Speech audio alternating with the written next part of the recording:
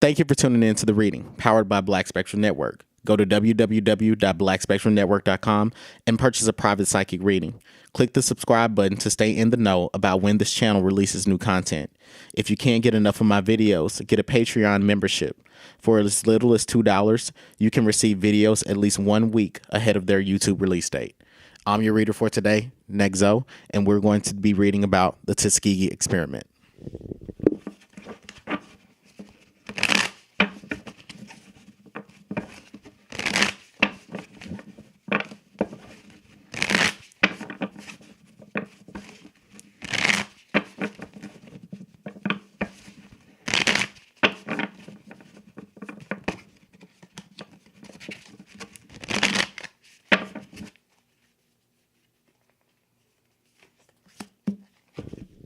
Okay, so the first question I'm about to ask deals with what was I'm probably going to mispronounce his name, so please correct me if I'm because I know this is probably mispronounced. But what was Taliaferro Clark's original mission when he founded the Tuskegee syphilis study?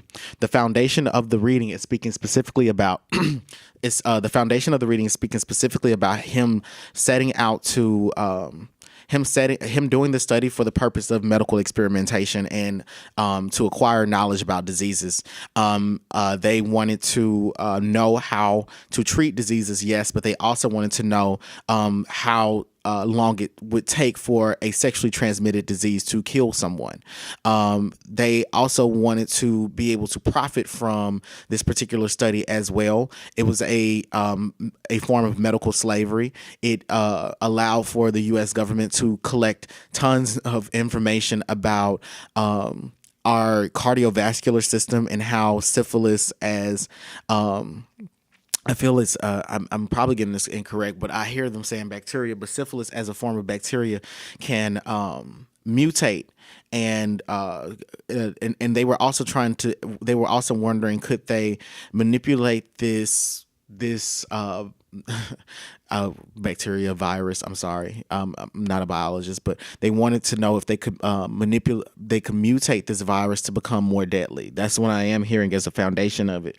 But I'm going to pull more cards to see what was he setting. What was what was his original mission in trying to get this study accomplished. Okay, so I get the Five of Wands, I get the Emperor, I get the Five of Cups, and this is all telling me that he himself, he was doing this for the money. The founder of this particular study was wanting to provide for his family. His wife, I get that she was a stay-at-home mom. I'm also saying that he had a young son. I see that he came from a family where he was in competition with his siblings. I get that he was trying to he was really just trying to secure himself financially. He wasn't thinking about the ethics behind getting the study done.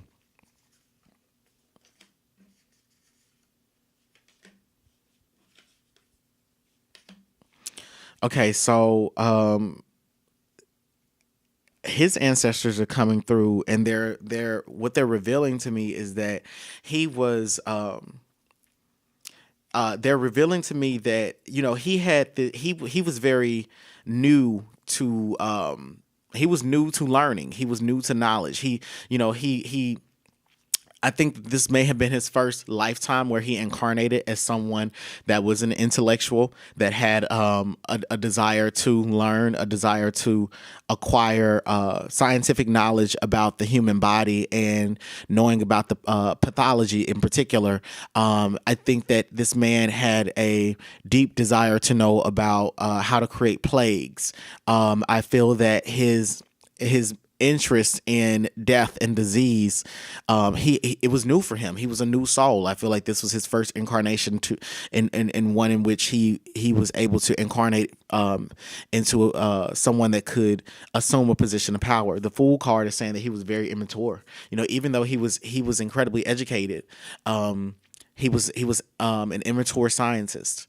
And then the King of Wands is saying that he wanted to do this study. Let me get more information. I'm going to clarify. He knew he kind of he knew that this story, not the story, he knew that this study was morally, and it was morally and socially unethical. He knew that he knew that this experiment would have tremendously negative consequences on his study participants. But him as the King of Swords, he's like, I've got to go through with it anyway. I have to protect my home and protect my family. I have to secure, he's like, I have to secure the bag. So that was his original mission in getting this done. So I'm going to now ask about the CDC. Why would the CDC, not the CDC, but why would the public health services? Why would the public health services authorize this particular study?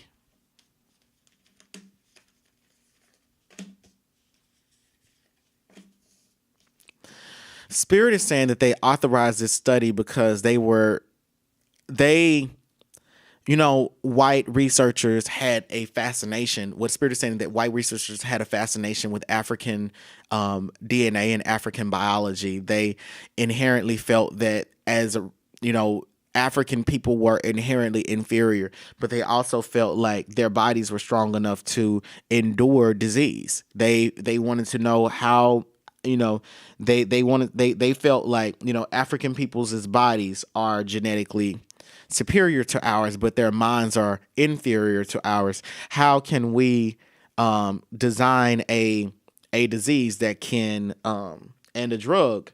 How can we design a disease that will let me get my words together because this is a lot. How can I study and then design and then mutate this disease and spread it amongst this population to kill them? They wanted to know, this was a form of population control for them, that the public health services was thinking about. And then I get the Five of Swords and the Three of Hazards, and it's like the public health services took a lot of action to disrupt the African American family through doing this. That's why they targeted African American men in particular, because they knew that white people already during this time had this belief that because African American family structures were matriarchal, that was made their nuclear families inferior. So to further perpetuate that stereotype and to exploit it, they targeted African American men and took them from their homes and had them to participate in this particular study. Then they get the Five of Swords. So it's like there was a fight over this. There was a scuffle, and there was an internal scuffle between perhaps the president of the public health services and another sort of clinician or researcher. But overall, it was the public health services. They wanted, the majority of them wanted to go ahead with the study. But there was one person. I don't know who this person was, but I'm just seeing this being a white man who felt like this was not the way to go about studying this disease, that he didn't want it to be authorized.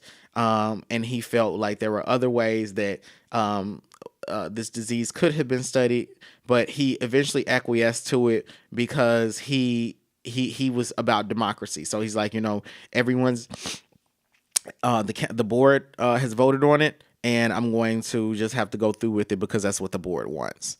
Okay, so now I want to know, this person is named Raymond A. Vonderleen. I think this is it. I probably don't. Yes, Vonderleen. Yes, this is Vonderleen. I can't read my handwriting. So what was Raymond A. Vonderleen thinking when he drafted and developed the policies that made this a 40-year study? Okay, so this was initially supposed to be about a 9-month study. This was not a longitudinal project. But Raymond A. Vanderline, he was a research director over this particular project, and when he was creating the policies for this, he designed it so that it could he designed this particular study so that it could be longitudinal. I mean, to the degree that it's 40 years, you know what I mean? Most people's dissertations are only about, 2 years worth of data. They may, create a book that has 10 years worth of data on their own, but this research team was doing the study for, almost half a century. You know what I'm saying? And it probably is, and it has those 40 years. We're probably underestimating the length of this study. This study could have started in 1922. It could have been an actual 50-year study. So be skeptical of the information that we all need to be skeptical of the information that it is that we can consume about this, because again, this is highly questionable. So I'm going to answer the question: what was he thinking when he drafted and developed this particular policy to make it a longitudinal study?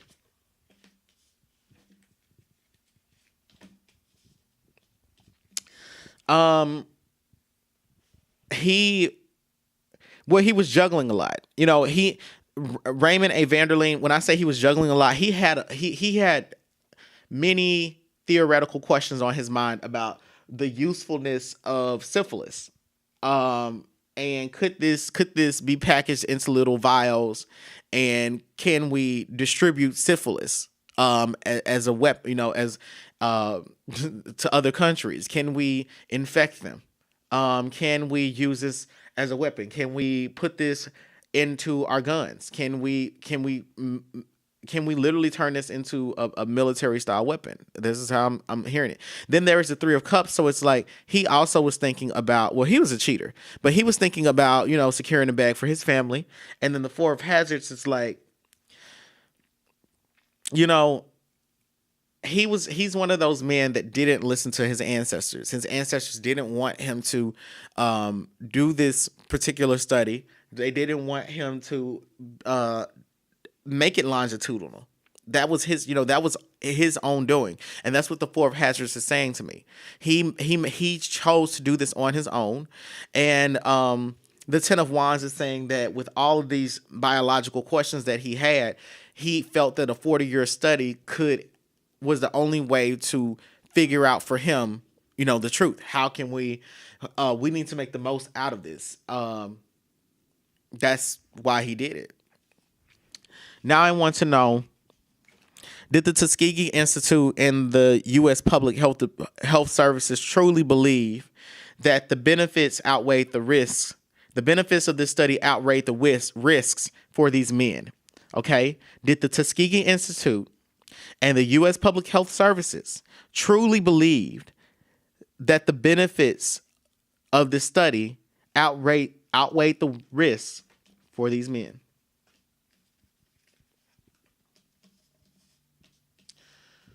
They truly did. I get the King of Cups, and it's saying, like, they were drowning in a wealth of information. They were acquiring a lot of knowledge about how this particular disease worked, how long it took to activate, how to treat it, what were the consequences of not treating it, how could you keep it undetectable in someone's system. It's almost like they wanted to know what made this disease effective at killing human beings, so that they could design another disease with the same properties and make it stronger, because this bacteria is inherently not strong enough to resist, different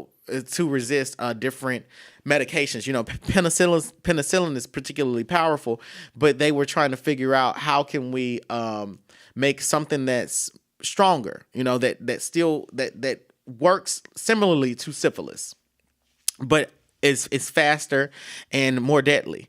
The Ten of Swords is saying that they felt like these people were sacrificial lambs.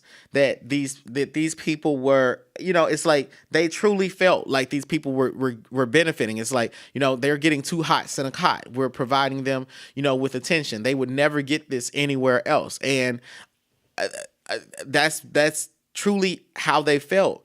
The King of Cups is saying that they were confident and cool, calculated in this decision. The only reason that that they felt like they were in over their heads is because of the wealth of information that they had collected.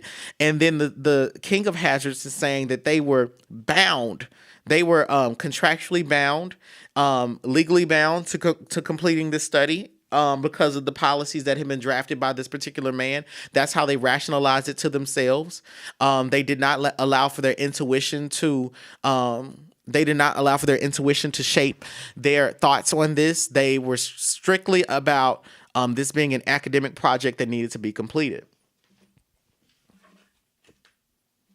Now I'm going to ask, what do the ancestors of the research studies participants think about the researchers saying that these people, meaning that these African American men, would never have gotten treatment because their sex drive was too high and they were too uneducated to seek treatment? Now, what do the participants' ancestors think of that? Okay. So, this is a lot. All right. So,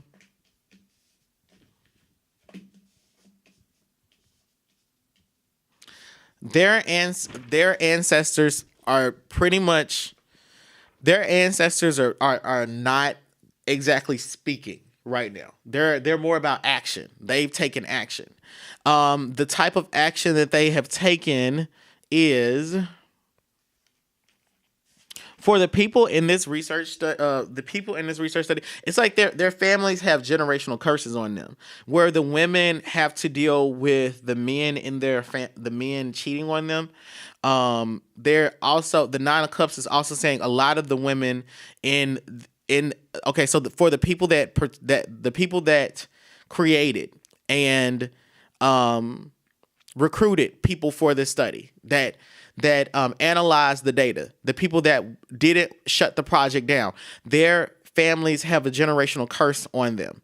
So they may be financially wealthy, they have to deal with the generational pathology, where women are violent, women are out of their mind, they are prone to having psychotic attacks, and that's because of these people's ancestors. The Ten of Cups is saying that I'm aware that there was a $10 million settlement, which would adjusting for inflation, which would be about about $50 million today. Okay, but the Ten of Cups is saying that they helped the NAACP successfully sue the Public Health Services for this particular study. The High Priestess is saying that they're not done. Their ancestors are not done with cursing different people for this, because I'm hearing that if you are a researcher who works at the Center for Disease Control, for example, you need to be careful of the data that you use. And if you are someone whose ancestors have knowledge about why this particular study was instituted and allowed to run for so long, if you have if your ancestors have behind the scenes knowledge about that, you can expect for these research study participants' ancestors to be coming after you. In particular, they have to deal with.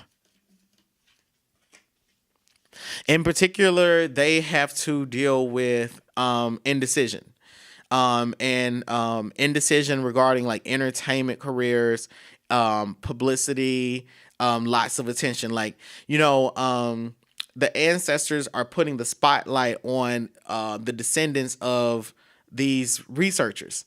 They are pretty much like, how do I say this? They're not decisive people. That's the best way that I can put it. They ebb and flow. And the ancestors, these people, the study participants' ancestors, have. Neurotic. That's the word. Neurotic. Okay, so the research, basically, there's a curse of neurosis over people who use this particular data. okay, over people that have used this data to design new diseases. Okay, they're in a state of neurosis, constant neurosis. I wouldn't be surprised if these people have committed suicide. I wouldn't be surprised if these people have issues with alcohol, and if the women that they attract are have a tendency to stalk you. Okay. So it's again, they're not, the ancestors didn't even, they're not talking about thinking. They're all about doing right now. So that's what I see. Okay, so I'm going to now ask, um was the Rosenwald Fund complicit in this study? If you don't know what the Rosenwald Fund is, it's ROSENWAULD. The Rosenwald Fund. You all need to look that up, because if you live in the South, whether you're white or you black, you benefited from the Rosenwald Fund. Okay, and your family did as well. So Spirit is saying that the Rosenwald Fund helped to recruit, but they weren't privy to this study being longitudinal. They did not know that this they didn't know everything. Okay, the Rosenwald Fund. I'll say this: initially, they did not know the depth to which the Public Health Services, the CDC, and the Tuskegee Institute was trying to study these people, and they didn't know how unethical this was on the surface. Now, when they found out, however, did the Rosenwald Fund stop collecting checks and collecting money? No, they did not. Well, let me make sure. Did they stop? The Sun, the Knight of Swords, Spirit is in the Magician, and I'm the Magician in the Tarot. My ancestors and my spirit. Baron is coming through, and he's pretty much just like you. You're correct. I mean, you said what you said. You're shining a light on things right now, and you're telling a lot of the truth. This is the truth. So yeah, I mean, the Rosenwald Fund still collected money from this. They were complicit in it. Initially, they signed the deal not knowing what this study was, but when they found out they were also handed a paycheck. And so did they remove their hands from the situation? No. No, they didn't.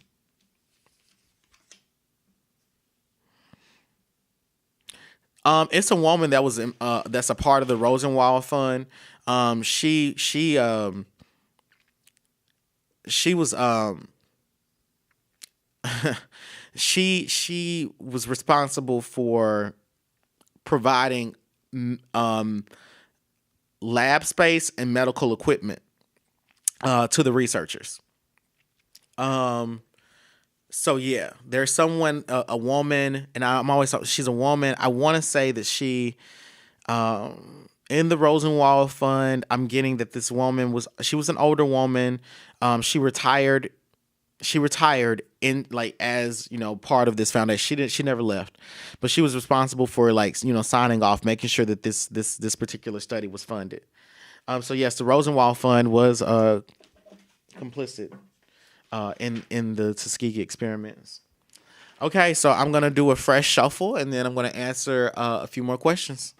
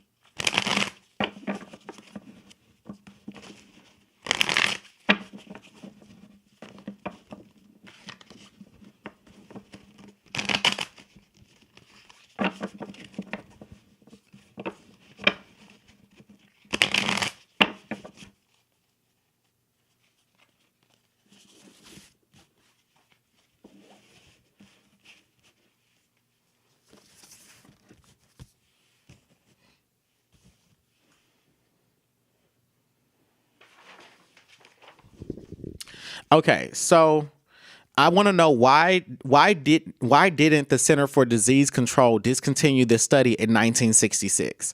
Because the Center for Disease Control knew that this study was unethical. Okay, the Center for Disease Control, they lobbied with they had they had the American Medical Association, and I can't remember the other. I should have written this down, but they had two very prominent professional organizations. One of them was supposed to represent African American physicians, medical physicians.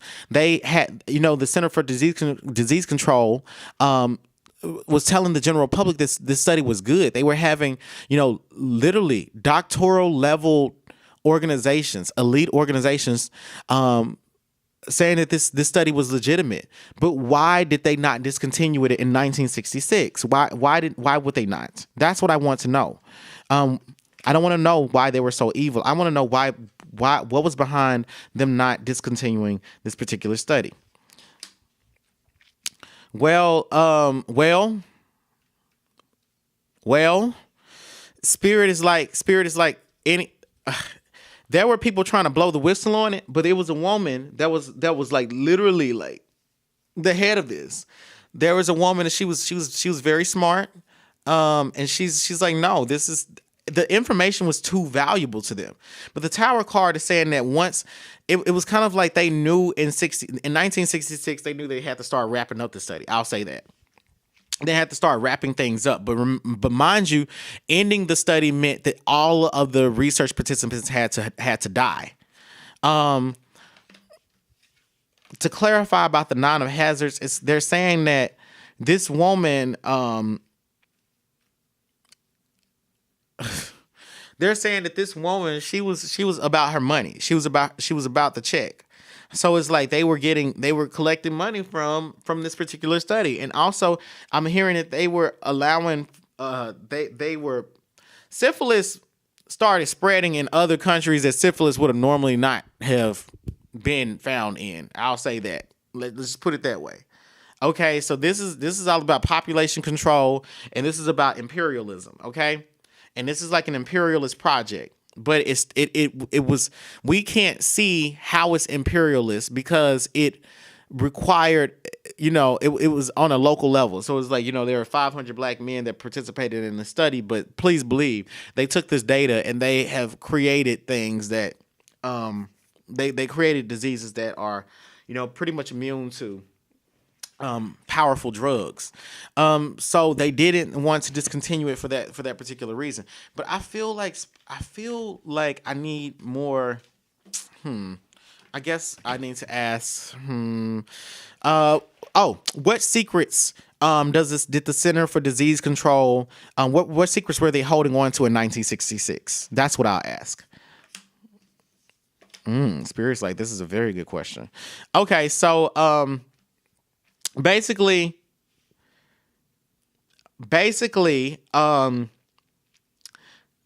it helped to legitimate the public health service. It legitimated the Center for Disease Control because they were creating this social problem. Okay, they were literally giving people syphilis.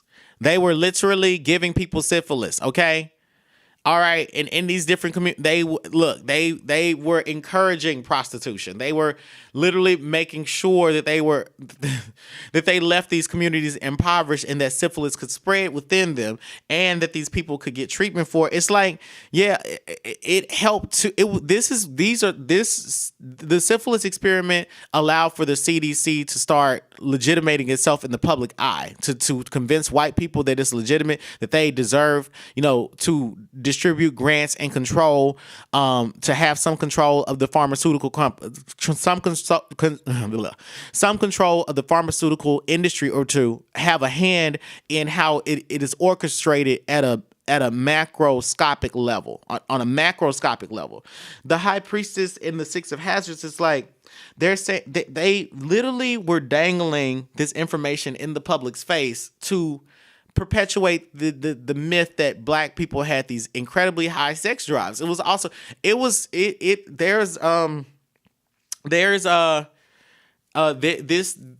effects of this particular study on society it influenced people's biases and prejudices.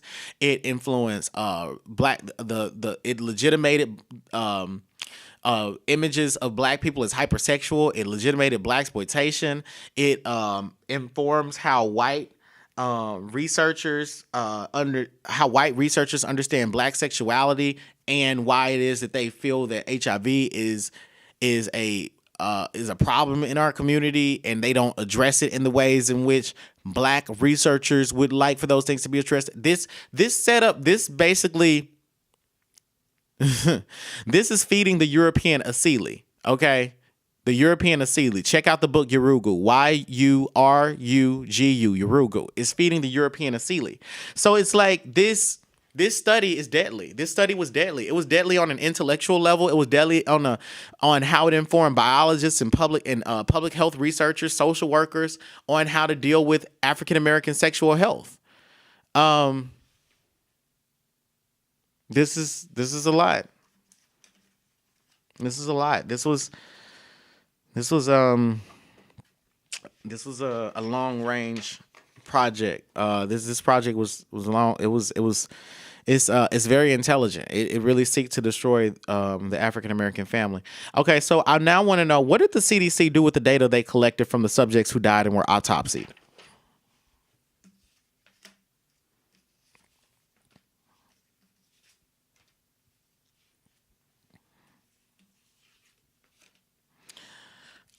Spirit is saying that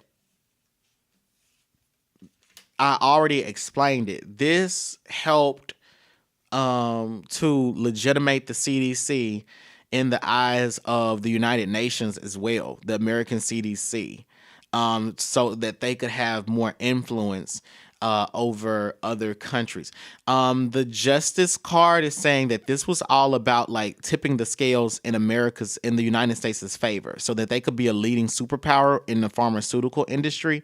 The Eight of Cups and then the Emperor card is saying that at the time, I feel like there was a president that benefited from this as well. Like multiple different presidents benefited financially from their knowing of this study, so they knew about it, but they didn't say anything about it.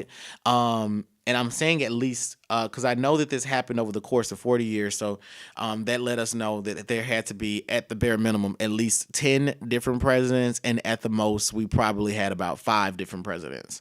With all that being said, I'm saying 2 of them in particular that knew about this, and they were pocketing money from it. And I see that they had the power to blow the whistle, but they didn't want the whistle to, they didn't want that to happen. So this study was part of helping the United States become a superpower in the healthcare industry. And in the medical sector. The Star, the Seven of Hazards, and the Queen of Swords, these cards are saying that they wanted to basically figure out how to create a disease that could affect African American women at very, very high rates. Like, how could they create a disease that they could pass it down, that African American women could pass it down to their children? That's what I hear. And that's why they didn't discontinue it. Okay, so my final question is: do the ancestors of these study participants feel that the $10 million settlement is enough?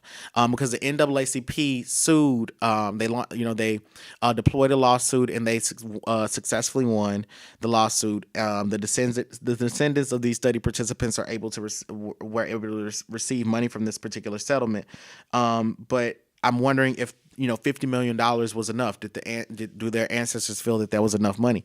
The Wheel of Fortune, the Two of Cups, the card for Temperance. Their ancestors are kind of like they're like 1 foot out the door, 1 foot in the door. The ancestors are kind of like, they've not made up their mind. They've not made up their mind, because they were like, as far as money goes, they don't mind more money. They really don't mind this settlement being even larger, but they don't mind the settlement. They don't mind this case being revisited, and for the United States to pay even higher an even higher settlement. They feel like this, this needs to be resettled. But they've not particularly made up their mind about if money is good enough, if paying into the lineage is good enough. They're not sure about that, because I'm hearing that the people that died in this particular study, what do they want to say? The people that died in this study, overall, their voices are saying that in their realm, on their side, they have collectively acquired mystical powers that have, put a curse on white researchers that have benefited from this study in any way, even if you're benefiting from it just by, researching into it historically, but not demonizing these practices. So if you don't demonize the practices, if you don't say that these researchers were menacing the African American community, you can expect yourself to be cursed by this. It's like their ancestors are, kind of sort of going for blood. It's not really about money for them.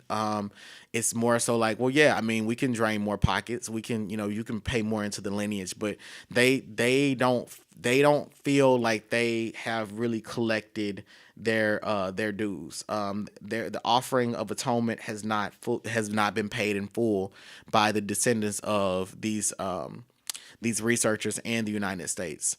With that being said, I want to thank you all for tuning into the reading powered by Black Spectrum Network. Go to www.blackspectrumnetwork.com and purchase a private psychic reading. Click the subscribe button to stay in the know about when this channel releases new content. And if you can't get enough of my videos, make sure that you get a Patreon membership. For as little as $2, you can receive videos at least 1 week ahead of time. So thank you all for supporting me. Thank you all for watching this video. Remember, the cards are still speaking, and don't trust no lone witches. Bye. So fuel my fire, take me higher, I'll be your liar too. Cause when we're here, there's nothing better than the skyline.